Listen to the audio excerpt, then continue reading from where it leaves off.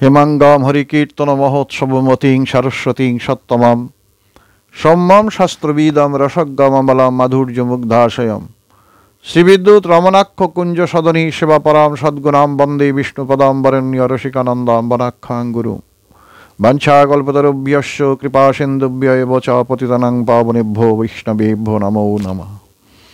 হরে কৃষ্ণ কৃষ্ণ কৃষ্ণ হরে হরে হরে রাম রাম রাম হরে হরে।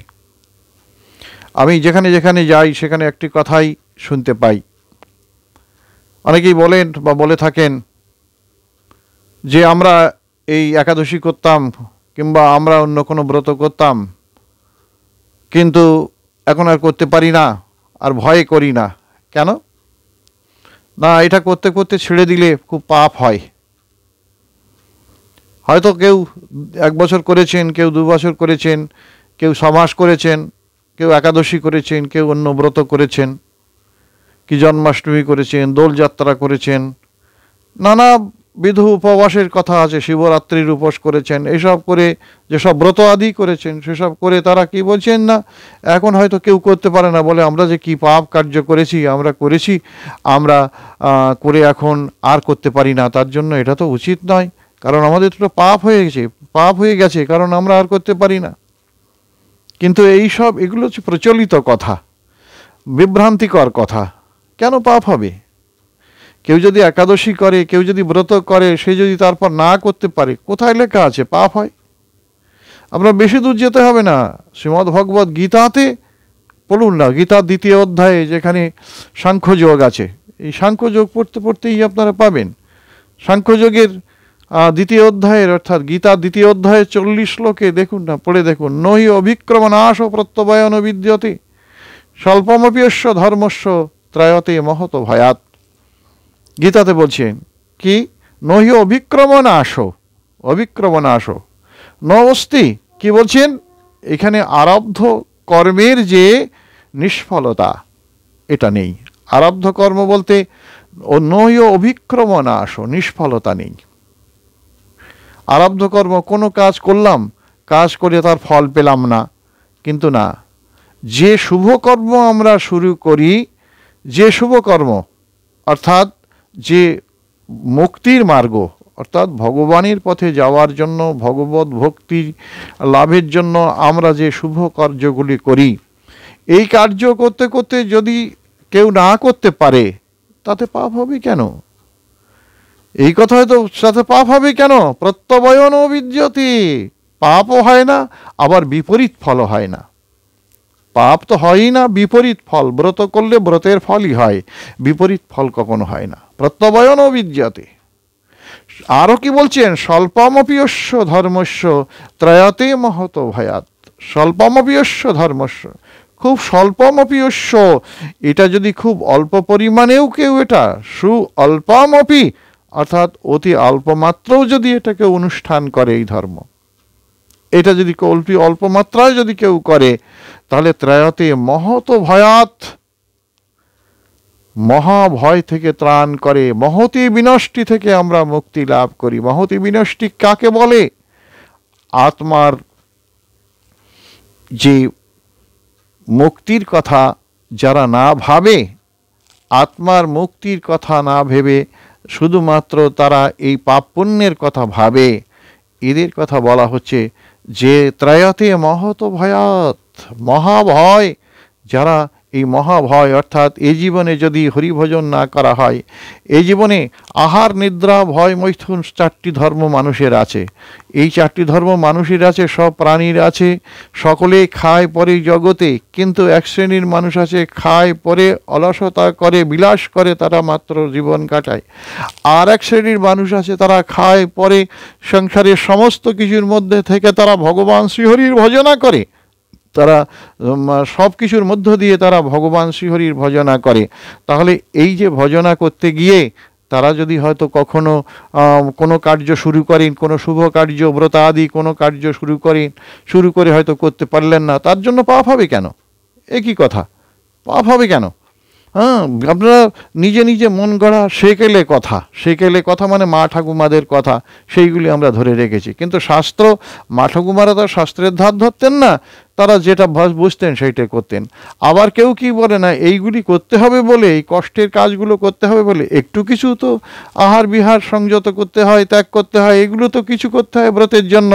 তো এইগুলো করতে পারবে না বলে তারা এইসব ভয় দেখায় যে করিস না, না করতে পারলে পাপ হবে, খবরদার এসব যেন করিস না। এসবগুলো ভুল কথা, এসবগুলো মা ঠাকুমাদের সেই আগে সেকালের কথা, এর মধ্যে কোনো পরমার্থ যুক্তি নেই। কারণ ভগবান শ্রীকৃষ্ণ গীতাতে নিজেই বলছেন, ন ইহ অভিক্রম নাশ প্রত্যবয়ন বিদ্যতে। যদি মোক্ষ লাভের জন্য, মুক্তি লাভের জন্য, ভগবৎ পাদপদ্ম প্রাপ্তির জন্য যদি কেউ শুভ কর্ম অনুষ্ঠান শুরু করে এবং সেই অনুষ্ঠান করতে করতে যদি সে আর না করতে পারে, তাহলে তার পিছনে যে এতদিন যে করে এলো সেই ফলটা তার চলে যাবে, নষ্ট হয়ে যাবে না, কখনোই নষ্ট হয় না। কর্মফল এটা থাকবেই। অর্থাৎ যে যেমন ভগবত অনুষ্ঠান করছে, অনুষ্ঠান এ তো নষ্ট হয়ই না। প্রত্যবয়ন বিদ্যাতে, অভিক্রমাস প্রত্যবয়ন, প্রত্যবয় মানে কি? বিপরীত ফল। বিপরীত পাপ তো হয়ই না, বিপরীত ফলও হয় না। এর বিপরীত আরও কি হয় দেখুন, এই যে অল্প পরিমাণে কিছুদিন করতে পারলেও সেটা কি হয়? স্বল্পমপিয়স্য ধর্মস্য, স্বল্পমপিয়স্য ধর্মস্য।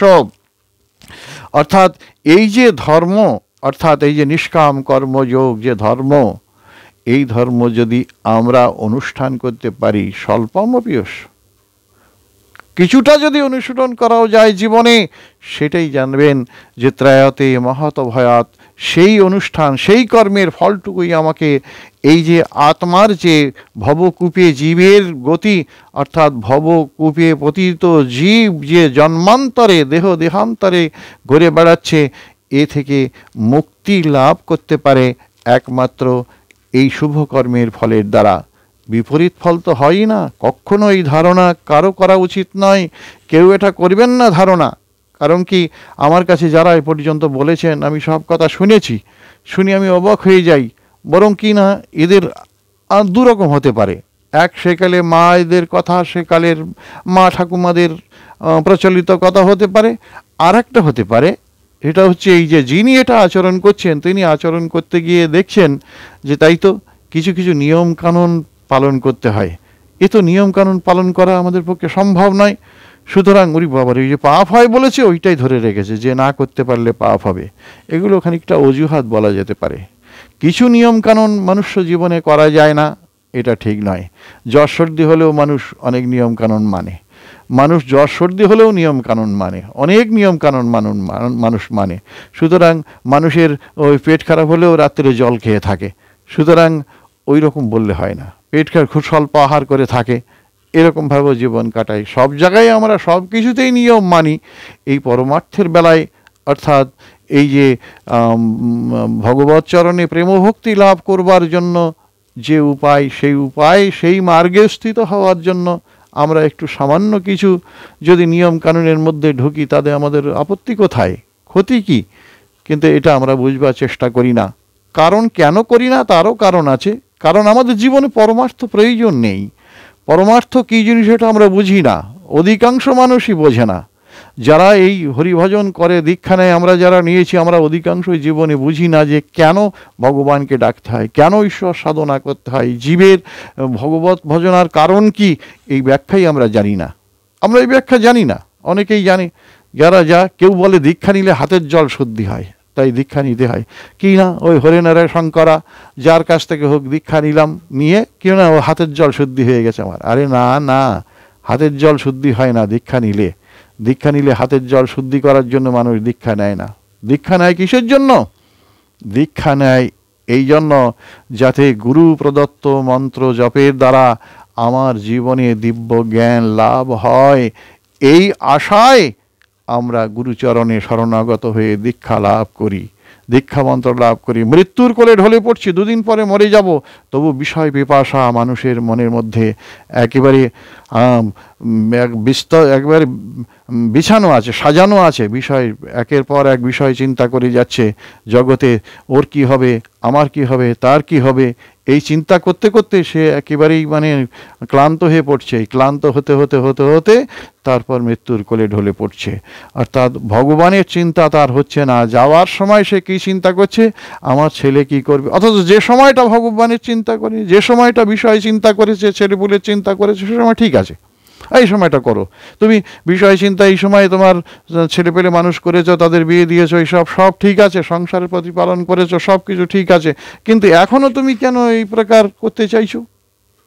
এখনও তুমি সেই চিন্তা করছো কেন? এখন তো তোমার পৃথিবী থেকে যাওয়ার সময়, তুমি ইচ্ছা করলেও তাদের জন্য কিছু করতে পারবে না।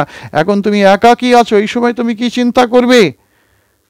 এই সময় একাকী থাকলে সেই সময় তোমায় চিন্তা করতে হবে কি, ভগবত প্রসঙ্গ ছাড়া অন্য প্রসঙ্গ চিন্তা করলে হবে না। অন্তিমকালেতে জীবের যত প্রকার কল্যাণের কথা, নচ্ছন্দসা নৈব জলাগ্নিশর্যই, বিনা মহৎ পদরজে অভিষেকম, মহতের পদরজে অভিষিক্ত হওয়ার জন্য চেষ্টা করতে হবে, যাতে মহতের পদরজে অভিষিক্ত অর্থাৎ গুরুচরণ স্মরণ করে, সাধু গুরুচরণ স্মরণ করে, তাদের চরণধূলি মাথায় নিয়ে শিরে তাদের চরণধূলি ধারণ করে ধীরে ধীরে ধীরে ধীরে চিন্তা সেই যে মুক্তির মার্গ, পরমার্থ মার্গে স্থিত হতে হবে। এবং জীবনে মনে করতে হবে যে এই জগতের সঙ্গে আমার সম্পর্ক, এই সকলে আমাকে টাটা দিয়েছে, বাই বাই, বিদায় দিয়েছে সকলে আমাকে। এইবার আমি একা বসে বসে যারা আমাকে ত্যাগ বিদায় দিল তাদের কথাই আমি শুয়ে শুয়ে চিন্তা করছি। আমার অমুক কোথায়, তমুক কোথায়, নাতি কোথায়, ছেলে কোথায়, মেয়ে কোথায়, সংসারে কে কোথায়, এই চিন্তা কিছু করতে পারবো না। চিন্তা করে আমার কোনো লাভ নেই করে চিন্তা করে, কিন্তু সে সময় করতে পারবো না। ভগবান এই সময় অন্তকালে চ মামে বা স্মরণ মুক্ত কলেবরাম, অন্তকালে শোনো, তুমি জং জং বাপি স্মরং ভাবম তজতি অন্তে কলেবরাম, তুমি যে যে প্রকার চিন্তা করতে করতে তুমি মরবে, ঠিক সেই চিন্তা, সেই ভাবনা পরবর্তী জীবনে, সেই ভাবনা তোমার, সেই আকাঙ্ক্ষা পরিপূর্ণ যাতে হয়, সেই রকম জায়গায় তুমি চলে যাবে। সেই জন্য বলছেন ভগবান যে অন্তিমকালে, অন্তকালে চ মামেব স্মরণ মুক্ত কলেবরাম, ওইসব চিন্তা না করে আত্মচিন্তা করার দরকার নেই, কারণ জীবনের শেষ বেলায় এসে গেছে। এখন সকলামপি বিহায় দুরাত, সব ছুঁড়ে ফেলে দাও, সব বিদ্যা বুদ্ধি সব ছুঁড়ে ফেলে দাও, ছুঁড়ে ফেলে সকলামপি বিহায় দুরাত গৌরাঙ্গ চন্দ্রচরণে কুরুতানুরাগ, সব বিদ্যা বুদ্ধি সব যা কিছু জেনেছিলে বুঝেছিলে সব ছুঁড়ে ফেলে দাও। ফেলে দিয়ে এবার শুধুমাত্র গৌরাঙ্গ চন্দ্রচরণে কুরুতানুরাগ, ভগবানের চরণে অনুরাগসিক্ত হও। অনুরাগসিক্ত অন্তরে ভগবানের কাছে প্রার্থনা করো, কৃষ্ণ জীবনে তো করিনি, তদীয় পাদ পঙ্কজ পঞ্জরন্ত মদৈব বিবিশত মানস রাজহংস, প্রাণ প্রয়াণ সময়ে কপবাত পিত্তৈর কণ্ঠবরদন বিদৌ ভজনাঙ্ক তস্তে। হে কৃষ্ণ, অদ্বৈ যদি আমার মনরূপী রাজহংসকে তোমার চরণরূপী সরোবরে না বিচরণ করাও, তখন আমার যখন অন্তিমকাল আসবে, কোনপে ত্রিধাতু কপবাত পিত্তৈর, কপ বাত পিত্ত ত্রিধাতু আমার কণ্ঠ অবরুদ্ধ করবে, ভজনাঙ্ক তস্থে, তখন তোমার ভজন করব কি করে? তখন তোমাকে ডাকতে পারবো না। সেই জন্য বলে আসন্ন সমর্থ থাকিতে কায় হরিনা ভজিনু হয়, আসন্ন কালেতে কিবা করি ধিক মোরে জীবনে, না স্বাধীন নিত্য ধনে মিত্র ছাড়ি ভজিলা মরি।